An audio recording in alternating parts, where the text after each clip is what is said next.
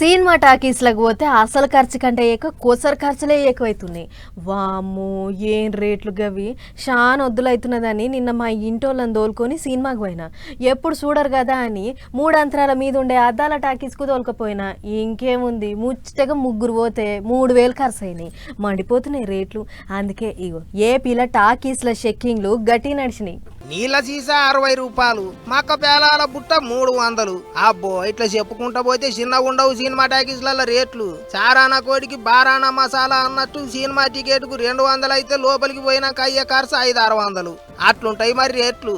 అందుకే AP deputy CM Pawan Kalyan sir టాకీస్లలో అమ్ముతున్న సామాన్లు ఏంటి, వాటి కథ ఏంటిది, రేట్లు ఎట్లున్నాయి, సౌలతులు ఎట్లున్నాయి అని చెకింగ్లు చేయాలని ఆర్డర్లు వేస్తాలకు ఆఫీసర్లు టాకీస్ల మీద పడ్డారు.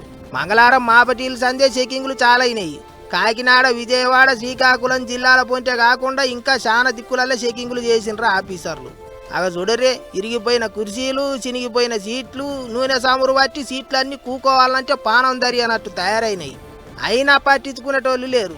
అన్ని రాసుకున్నారు ఆఫీసర్లు. నీళ్ళ సీసాల రేట్లు, కూల్ డ్రింక్ సీసాల రేట్లు అన్ని అడిగి తెలుసుకున్నారు. ఇంకో దిక్కు టాకీసుల బంధు ముచ్చట వెనక ఎవరు ఉన్నారు, ఏం కథ అనేది తెలుసుకునే పనిలోనే ఉన్నారట ఆఫీసర్లు.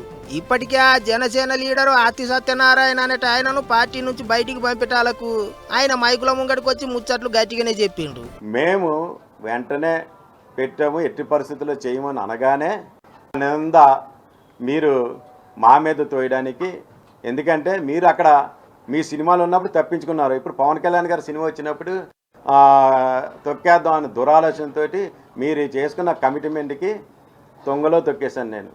3 సంవత్సరాలకు ఒక హీరో వస్తున్నారు, అటువంటి మా హీరో పవన్ కళ్యాణ్, మా దేవుడి సినిమా. అందులోనూ దేవుడి సినిమాని నేను కుట్ర పన్నుతానా? ఎవరైనా నమ్ముతారా? ఇగిదిట్లుంటే చిన్న చిన్న టాకీసులే కాకుండా జర పెద్ద టాకీసులలో కూడా చెకింగ్లు చేస్తే రేట్ల గురించి ఎరకైతుంది.